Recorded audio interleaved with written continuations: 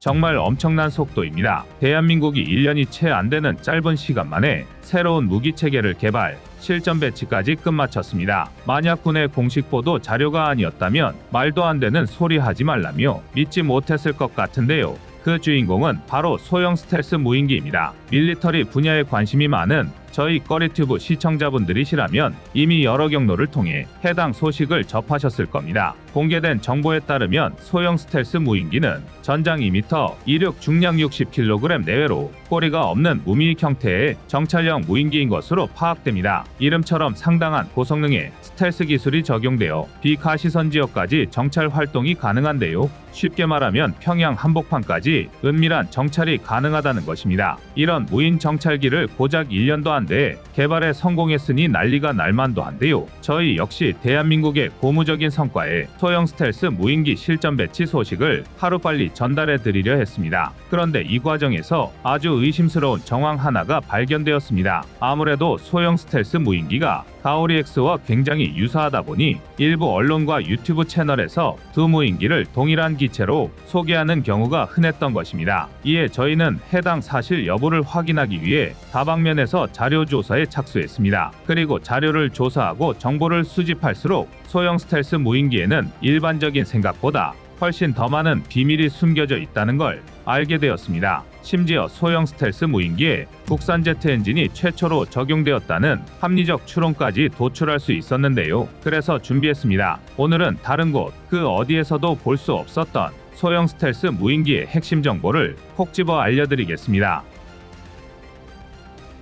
먼저 이 오해부터 풀고 가야겠습니다. 현재 대한민국이 개발 중인 무인기는 매우 다양합니다. 하지만 그 중에서도 전투기급 성능의 무인기라면 KUSFC 그리고 KF-21 보라매와의 유무인 합동작전을 수행할 목적으로 개발 중인 로열 윙맨 KUSLW를 예로 들 수 있습니다. 이 두 기종 중 흔히 가오리-X라고 알려진 건 KUSFC입니다. 이번에 전력화에 성공한 소형 스텔스 무인기처럼 미국 B2, B-21 폭격기를 떠오르게 하는 우주선처럼 납작한 형태의 수직미익이 없는 게 특징인데요. 가오리-X라는 특이한 별명이 달린 것도 그 독특한 형상 때문이었습니다. 가오리-X는 지난 2019년 전체 형상을 소형화한 축소 모델의 비행에도 성공했을 정도로 개발 진척도가 상당히 높은 상태입니다. 실제로 지난 2020년 개발을 주관하는 ADD는 가오리-X의 약 70%를 이미 완성한 상태라고 발표하기까지 했습니다. 상황이 이렇다 보니 일각에서는 소형 스텔스 무인기와 가오리-X가 동일한 기종이라고 착각하는 해프닝까지 벌어지고 있는데요. 그러나 엄밀히 말해 두 무인기는 일종의 사천지간일 수는 있어도 완전히 다른 기종이라고 봐야 합니다. 당장 크기부터가 10배 가까이 차이가 납니다.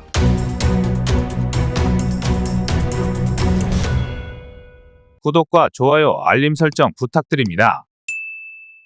매년 인기 있는 건강기능식품으로 꼽히는 것이 홍삼 제품입니다. 이런 홍삼 제품은 3년 연속 1위를 차지할 정도로 전 국민들의 건강식품으로 자리 잡고 있습니다. 하지만 문제가 하나 있죠. 시중에 많고 많은 홍삼 제품 중에 믿고 구매할 수 있는 제품이 몇 개가 있는지, 또 진세노사이드의 함량은 정확하게 표기되었는지, 이런 이유가 우리 시청자님들의 구매 포인트일 텐데요. 그도 그럴 게 시중에는 우리가 모르는 홍삼 제품이 넘쳐나고 있기 때문입니다. 명절을 앞두고 한국소비자원이 짜먹는 홍삼 제품의 유효기능성 성분을 분석했더니 가격과 함량이 반드시 비례하지는 않았다는 충격적인 보고가 있었습니다. 그래서 꺼리튜브가 시청자님들의 건강과 지갑을 지켜줄 특별한 홍삼 제품을 찾아왔습니다. 이 제품은 상하제약에서 만든 6년근 프리미엄 홍삼정 올데이 케어인데요. 많은 유튜브 채널에서 이름도 없는 제품을 홍보하기는 하지만 꺼리튜브에서는 믿을 수 있는 업체를 선정해 가장 좋은 가격으로 공동구매를 진행하여 시청자님들이 믿고 구매하실 수 있는 제품을 알려드리고 가격적인 혜택도 함께 드리려고 노력하고 있습니다. 상하제약의 홍삼정 올데이 케어는 믿을 수 있는 제품의 효능과 착한 가격을 두루 갖춘 홍삼 제품이라 할 수 있는데요. 이 제품은 6년 동안 정성스럽게 키운 인삼을 껍질째로 증기해찐 후 건조시킴으로써 진세노사이드 함량이 높아져 홍삼의 효능은 더욱 강화됩니다. 시중에 많은 홍삼 제품들이 있지만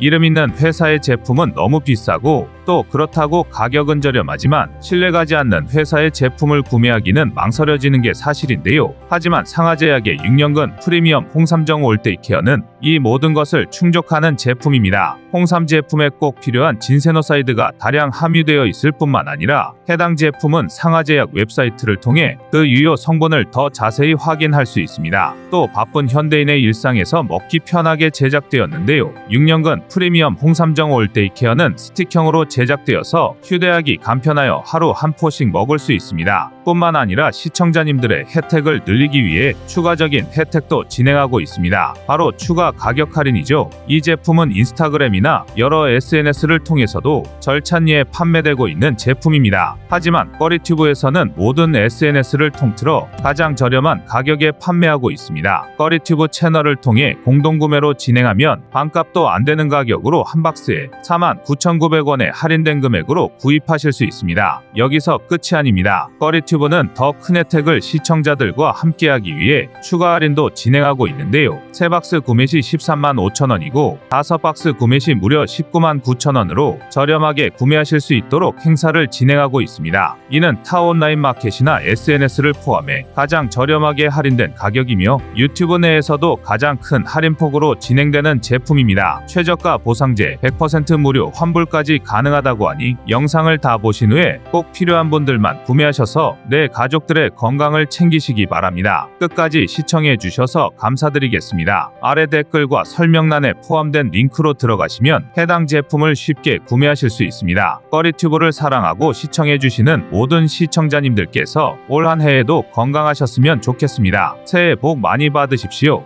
앞서 잠깐 언급했던 소형 스텔스 무인기는 전장 2m급에 불과합니다. 그나마 기존 우리 군이 운용하던 리모아이 소형 무인정찰기에 비하면 훨씬 커진 데다 활주로까지 필요해졌지만 그럼에도 어디까지나 소형 무인기로 분류됩니다. 반면 가오리 X 다시 말해 KUSFC는 개발 과정에서 필요 목적에 따라 설계 개념이 수차례 바뀌었고 지난 2022년 DX 코리아를 통해 공개된 최종 영상은 길이만 12m, 높이 3m, 날개 폭은 20m에 육박하는 대형 무인기입니다. 워낙 극비리에 개발되고 있다 보니 설계 목적이나 작전 범위가 공개되지는 않았지만 외형이 미국의 X-47RQ-180과 비슷하다 보니 대략적인 추측은 가능한데요. 가오리 X는 정찰은 물론이고 전자전 장비를 탑재하여 적의 방공망을 교란하는 임무부터 표적 지정, 감시, 제한적 타격까지의 일련의 과정을 수행할 수 있을 것으로 추정됩니다. 소형 스텔스 무인기의 작전 영역이 어디까지나 정찰에 한정된 것과 비교하면 가오리 X 쪽은 본격적인 전투기에 가깝다는 걸 알 수 있는데요. 이처럼 운용 목적만 비교하면 두 기종은 닮은 구석이라고는 하나도 없습니다. 하지만 그렇다고 소형 스텔스 무인기와 가오리 X가 서로 다른 뿌리를 가졌냐 하면 그것은 또 아닙니다. 가오리 X 초기형의 개발 소식이 공개된 건 지금으로부터 무려 10년 전인 2014년의 일인데요. 정보를 찾아보면 당시에도 정찰형 무인기와 공격 기능이 있는 무인항공기 통칭 UCAV가 투트랙으로 개발 중이었음을 알 수 있습니다. 심지어 두 기종 모두 목적은 달랐지만 형상과 내부 부품, 심지어 엔진까지 상당 부분 공유할 예정이었습니다. 이를 기반으로 추론해보면 소형 스텔스 무인기가 가오리 X의 기술로 개발되었음을 알 수 있는데요. 가오리 X는 10년에 걸친 개발 과정에서 필요에 따라 형상이 조금씩 커졌습니다. UCAV로 개발되는 만큼 제한적인 타격 능력과 비행 안전성을 위해서는 아무래도 기체가 큰 편이 유리했기 때문입니다. 하지만 반대로 비행 시험은 비율에 따라 축소한 테스트 모델로 진행했는데요. 해당 기술이 소형 스텔스 무인기에 토대가 되었다는 것입니다. 실제로 소형 스텔스 무인기는 2023년 3월 개발 돌입을 선언한 지 채 1년이 되지 않아 실전 배치까지 끝마칠 수 있었습니다. 아무리 대한민국이라 해도 가오리 X를 개발하면서 미리 관련 기술을 축적해 오지 않았다면 불가능했을 것입니다. 사실 여기서 진짜 주목해야 할 건 바로 이것입니다. 위에서 말한 가오리 X 개발 초기 정찰형과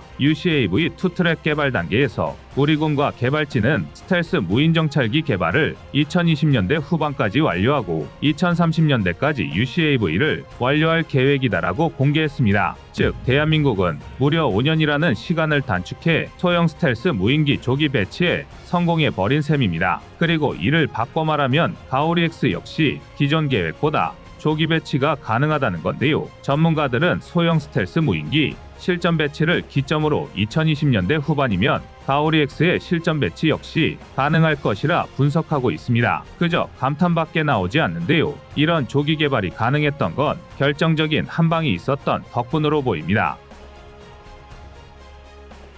대한민국이 전투기용 제트 엔진 개발에 총력을 기울이고 있다는 건 모르는 사람이 더 드물 겁니다. 우리 방산 역사에 기념비적인 기록을 남긴 KF-21 보람의 개발에 성공하면서 대한민국은 그동안 외면해왔던 국산 전투기 엔진에 대한 필요성을 절감했습니다. 아무리 걸출한 성능의 전투기를 개발하고 국산화율을 65에서 70%까지 끌어올려도 엔진 독립을 이루지 못하면 결코 자주국방 역시 불가능하다는 걸 깨달은 건데요. 이에 대한민국은 2029년까지 KF-21에 탑재되는 F414 엔진과 동급인 15,000파운드급 코어 엔진을 개발하고 2037년까지 상용화에 성공한다는 계획을 추진 중입니다. 2023년부터 추진된 무려 14년짜리 초장기 프로젝트인데요. 그런데 워낙 규모가 원대한 계획에 그것도 이제야 첫 발을 디뎠다 보니 일부에서는 대한민국의 항공기 엔진 관련 기술이 전무하다고 생각하시는 것 같습니다. 그러나 사실은 그렇지 않습니다. 대한민국은 이미 200마력급 피스톤 엔진, 1400마력급 터보프롭 엔진 기술과 5500파운드급, 1000파운드급 터보팬 제트 엔진을 상용화할 수 있는 기술력을 보유했습니다. 이 기반 기술이 없었다면 애초에 15,000파운드급 제트 엔진 자체 개발은 언감생심 꿈도 꿀 수 없었을 텐데요. 더군다나 5,500파운드급, 10,000파운드급 제트 엔진은 이미 국산 무인기에 적용되고 있습니다. 먼저 5,500파운드급은 KUSLW에 적용되고 있습니다. KF-21 보라매의 무인편대기, 통칭 로열 윙맨으로 계획 중인 그 기종인데요. 마찬가지로 스텔스 기능이 적용되어 KF-21보다 앞서 위험 지역에 선제 투입되어 적의 방공망을 파괴 교란하는 역할을 담당합니다. 게다가 멈티로 운용되어 별다른 추가 조작 없이 KF-21 한 대만으로도 편대 운용이 가능하다는 게 가장 큰 장점입니다. 한편 10,000파운드급 제트 엔진은 KUSFC 가오리 X에 적용될 계획인데요. KUSLW보다 큰 중대형 기종인 만큼 더 강한 추력의 엔진이 필요합니다. 그리고 이 덕에 소형 스텔스 무인기에 국산 제트 엔진이 탑재되었을 것이라는 합리적 추론이 가능해졌습니다. 앞서도 언급했지만 가오리 X는 상당히 오랜 기간 여러 번 형상이 변경되었습니다. 이는 크게 세 단계로 구분할 수 있는데요. 먼저 최초 개발 보도가 나온 2014년의 가오리 X1으로 사실상 대한민국 무인 전투기의 시조격이라 할 수 있습니다. 그리고 시간이 흘러 우크라이나 전쟁으로 드론이 전장의 게임 체인저로 주목받으면서 가오리 X는 다시 한번 주목을 받기 시작했는데요. 이때는 이미 형상이 상당히 변형되어 가오리 X2로 진화한 상태였습니다. 위에서 설명해드린 KUSFC가 이 가오리 X2에 가장 근접하죠. 형태, 재원 등을 분석해보면 사거리만 100km에 육박하는 한국형 중거리 유도폭탄 KGGB를 운용할 수 있을 것으로 추정됩니다. 대한민국 공중전력의 본격적인 폭격기가 도입되기 시작하는 것입니다. 다만 2022년에는 가오리 X2 역시 5,500파운드급 제트 엔진 탑재가 유력시되었지만 KUSFC가 KUSLW로 이분되면서 최근 정보에서는 10,000파운드급 엔진으로 확대되었습니다. 변한 점은 또 있는데요. 다름 아닌 가오리 X3입니다. 가오리 X3는 정찰에 초점을 맞춘 3m 이하 크기로 제작되며 다수의 스텔스 기술이 적용된 것으로 알려졌는데요. 기존의 가오리 X와 유사한 목적, 형상이지만 크기가 상당히 소형화되었고 그만큼 빠른 개발이 가능했을 것으로 보입니다. 바로 이번에 실전 배치에 성공한 소형 스텔스 무인기입니다. 애초에 아무리 빨리빨리의 민족인 대한민국이라 하더라도 1년 만에 스텔스 무인기를 만든다는 건 기존의 기술을 그대로 계승하지 않았다면 불가능한 일입니다. 당연히 제트 엔진 역시 기존에 탑재를 연구하던 5,500파운드급이 그대로 탑재되었을 확률이 높습니다. 더군다나 가오리 X는 2019년에 소형화된 기종의 비행 시험을 이미 성공적으로 진행하기까지 했습니다. 굳이 이제 와서 소형 스텔스 무인기의 형상이나 엔진을 바꿀 필요가 없는 것입니다. 아직은 공식 정보가 없는 만큼 추론에 불과하지만 다분히 합리적인 것도 사실입니다. 그렇다면 국산 전투기 엔진을 탑재한 첫 비행체가 실전에 배치된 셈입니다.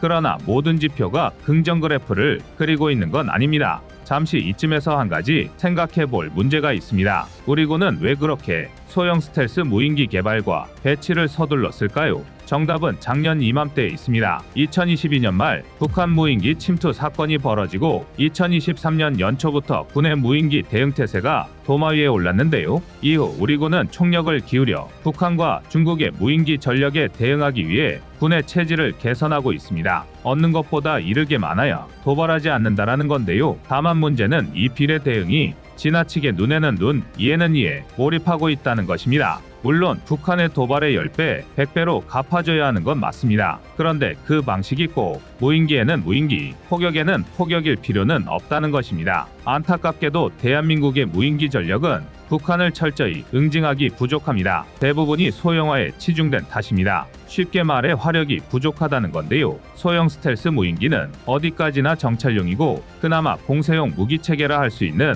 로우급 자폭 드론은 전체 중량이 21kg에 불과하고 비행시간도 1시간 내외입니다. 압도적 대응이라고 하기에는 다소 부족해 보이는데요. 물론 장기적으로는 무인기가 전쟁의 주인공이 될 수도 있습니다. 특히 KUSFC, KUSLW는 대한민국 공중전략의 새로운 패러다임을 제시할 정도입니다. 하지만 당장은 대한민국이 보유한 더 강한 화력 역시 외면해서는 안 됩니다. 지금 기술 수준으로는 무인기가 아무리 강력하다 할지라도 순항미사일만 할 수는 없습니다. 이를 절대 간과해서는 안 됩니다. 미친 개를 상대해야 하는 대한민국의 대응 전략은 보다 치밀하고 또 철저해야 합니다. 여러분의 구독과 좋아요가 꺼리튜브 운영에 많은 힘이 됩니다. 먼저 짧게 복습부터 하고 들어가겠습니다. 우리가 북한 방사포 전력을 경계해야 하는 가장 큰 이유는 그 성능이나 위력이 아니라 보유 물량 때문입니다. 어차피 북한의 재래식 전력은 대부분 구식 소련 체계를 무단으로 복제한 수준에서 지나지 않는 데다 기형적인 운용 방식 때문에 성능의 장단이 확실합니다. 게다가 국제무대에서 외면받고 철저히 베일에 가려진 북한 무기 체계의 특성상 추정치나 페이퍼 스펙을 무작정 믿을 수도 없는데요. 멀리 갈 것도 없이 큰형님 격인 중국이나 러시아부터가 실전, 수출 시장에서 뻥스펙이 까발려지고 있는 걸 감안하면 북한도 절반만 믿고 들어가는 게 현명합니다. 그러나 보유 물량만큼 무시하기 어렵습니다. 대한민국과 미국의 정찰 자산을 총동원해 추정한 아주 보수적인 분석 결과 북한은 최소 5,500문 이상의 장사정포를 보유하고 있는 것으로 보입니다. 공산주의 동구권 나라들은 떨어지는 기술력을 만회하기 위해 과거부터 질보다 양을 군사교리로 삼아왔는데요.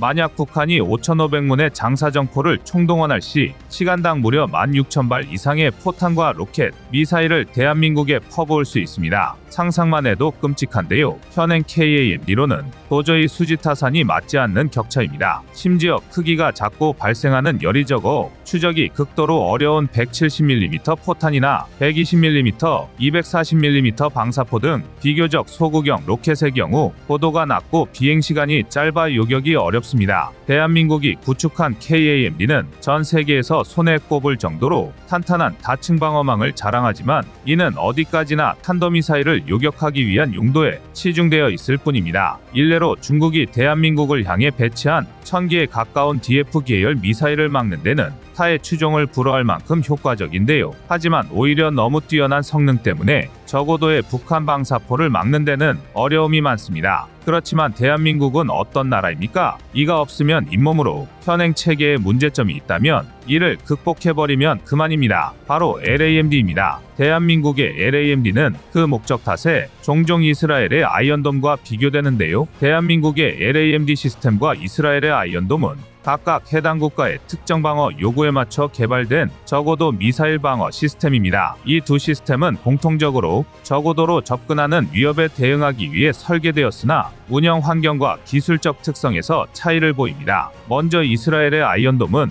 이스라엘 하마스 전쟁에서도 알 수 있듯이 이스라엘 특유의 지정학적 환경에 대응하기 위해 만들어졌습니다. 하지만 이스라엘이 주로 상대해야 하는 하마스의 로켓 수준은 가삼 로켓과 이란제 파르즈 로켓이 주를 이루고 있어 그래도 형태만은 한 국가의 정규군인 북한군과 비교할 수준이 아닌데요. 게다가 가자지구와 이스라엘의 국경은 약 50km 정도로 군사분계선만 240km 40km에 달하는 대한민국과 비교하기 어렵습니다. 실제로 대한민국은 당초 아이언돔 도입을 고려했지만 순전히 요구되는 바에 아이언돔의 성능이 부족하다는 이유로 결국 LAMD 독자 개발 노선을 선택했습니다. 대한민국의 LAMD는 북한의 다양한 단거리 미사일 및 포격 위협에 대응하기 위해 개발되었습니다. 가삼 로켓과 박격포탄 등 소구경 위주의 공격에 대응하기 위한 아이언돔과 달리 LAMD는 170mm 자주포부터 600mm의 전술탄도 미사일급 방사포까지 모두 대응할 수 있어야 했는데요. 이를 위해 북한의 불규칙적이고 예측 불가능한 미사일 위협에 신속하게 대응하기 위한 목적을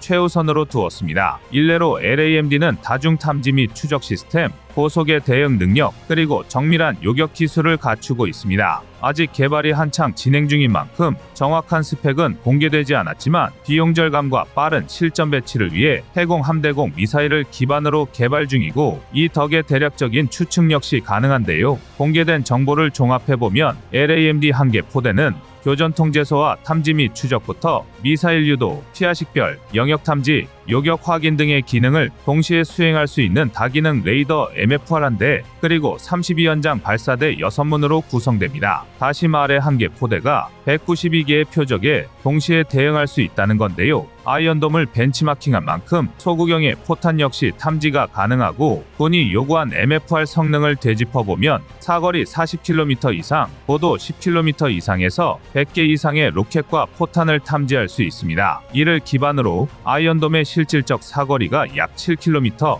한 개 포대가 20발의 요격 미사일을 발사할 수 있음과 비교하면 정말 천지 차이인데요. 역시 국산으로 개발하는 게 정답이었습니다. 특히 LAMD는 국산 요격 체계인 덕에 현행 KAMD와 통합하는 것도 굉장히 용이한데요. 예를 들어 아이언돔의 경우 이스라엘이 개발한 독자적인 무기 체계인 탓에 당장 미국부터 자국의 MD 시스템과 통합하는데 애를 먹었습니다. 이는 꽤 심각한 문제인데요. 반면 LAMD는 국내 기술로 개발된 만큼 천공투부터 패트리어트, LSAM까지 전부 호환이 가능합니다. 즉 LAMD가 본래 갖추고 있는 탐지 범위보다 훨씬 먼 거리에서 적의 위협을 탐지할 수 있다는 건데요. 그러나 조건 없는 장점만 있는 건 아닙니다. LAMD의 가장 큰 문제는 높은 가격입니다. 요격 미사일 모델에 따라 다르지만 대략 한 발당 6억 원에서 많게는 17억 원에 육박할 것으로 예상되는데요. 게다가 LAMD 한 개 포대의 방어 범위가 약 150제곱킬로미터 내외임을 감안하면 서울 방어에만 최소 5개 포대 이상이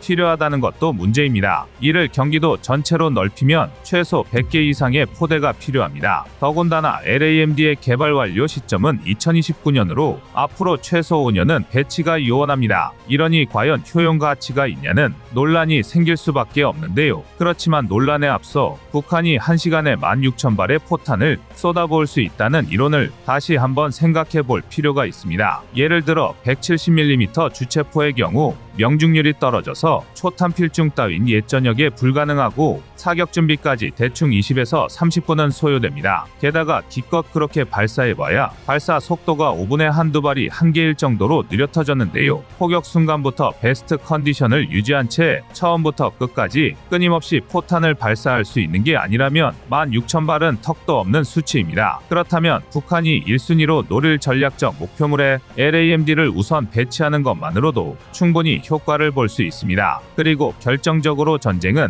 장군멍군 수를 오가는 싸움이 아닙니다. 우리가 북한의 공격을 한 차례 버텨낸 뒤 반격을 가해야 하는 게 아닌데요. 즉 북한이 수상한 움직임을 보인다면 앞뒤 잴 것 없이 선제 공격을 가해버리면 그만입니다. 바로 대화력전입니다. 대화력전은 이름 그대로 매우 심플한 전술인데요. 개전과 동시에 한미연합군이 보유한 화력을 총동원해 북한의 장사정포 전력을 완전히 무력화하는 게 그 목적입니다. 외적인 모습은 포격전의 형상을 띠고 있지만 대한민국의 경우 압도적인 공중 전력을 총동원해 공대지 미사일도 함께 쏟아붓기 때문에 북한의 전력으로는 감당이 불가능합니다. 북한이 돌팔매질을 한다면 우리는 총과 대포, 활과 석궁을 총동원하는 싸움이나 마찬가지입니다. 기존에는 주한미군이 대화력전을 주도해왔지만 지난 2004년 열대임무 이양에 따라 대한민국이 우리의 손으로 대화력전을 주도하게 되었습니다. 당시만 하더라도 약 72시간이면 북한의 포병 전력과 비대칭 전력의 70%를 섬멸하는 것으로 상정했었는데요. 하지만 북한의 위협이 증대함에 따라 24시간 이내로 목표물의 80% 이상을 무력화하는 것으로 상향 조치되었습니다. 말이 24시간이지 단 하루 만에 사실상 적의 장거리 타격 능력을 쑥대밭으로 만들겠다는 건 보통 자신감이 아닌데요. 하지만 대한민국의 경우에는 분명한 근거가 있는 자신감입니다. 우선 대한민국에는 두말하면 입 아픈 K9 자주포가 있습니다. 2023년 8월 개발한 사거리 연장탄을 통해 K9은 50m의 살상 반경을 유지하면서도 60km에 육박하는 사거리를 확보했습니다. 여기에 K9A3 기준으로 급속 사격 시 3분간 12발이라는 정신나간 사격 속도를 달성했는데요. 1시간 기준으로도 분당 6에서 10발을 발사할 수 있는 속도입니다. 뿐만 아니라 해상 부표도 정확히 맞출 정도로 높은 명중률의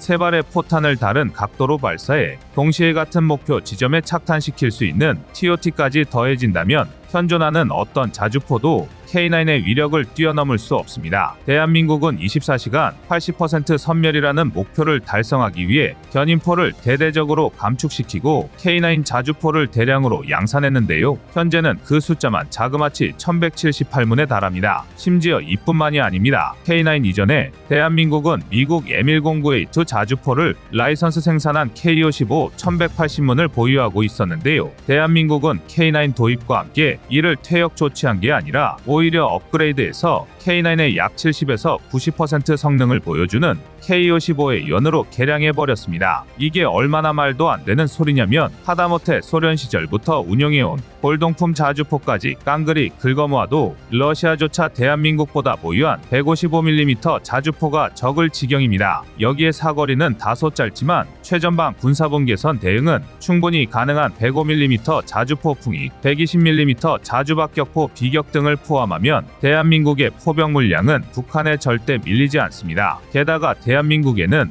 K39 천무가 있습니다. 최종적으로 367문 보유가 가능한 천무는 구룡의 K33 로켓을 탑재할 경우 40발의 발사관을 탑재하며 230mm GPS 에이디드 INS 항법을 통해 정밀 유도가 가능한 239mm는 12발을 동시에 발사할 수 있습니다. 이 239mm 로켓을 집속탄두로 교체할 경우 단 한 발로 300개의 자탄을 흩뿌리며 축구장 3개 면적을 단숨에 초토화할 수 있습니다. 심지어 이런 어마어마한 위력이 믿을 수 없게 사격 반응 시간은 고작 16초, 발사 후 재장전 시간도 160초에 불과합니다. LAMD를 비롯한 KAMD는 만일의 사태, 북한의 반격에 대비하기 위한 일종의 보험에 지나지 않는데요. 그리고 끝으로 대한민국은 비장의 무기 역시 준비하고 있습니다. 최근 군에서는 지난 13년간 답보 상태에 머물러 있던 서북도서용 무인기 개발 사업을 다시 시작하고 있습니다. 국산 425 위성에도 사용되는 전자광학 기호 레이더, 적외선 IR 레이더, 합성계구 4 레이더를 탑재한 무인기를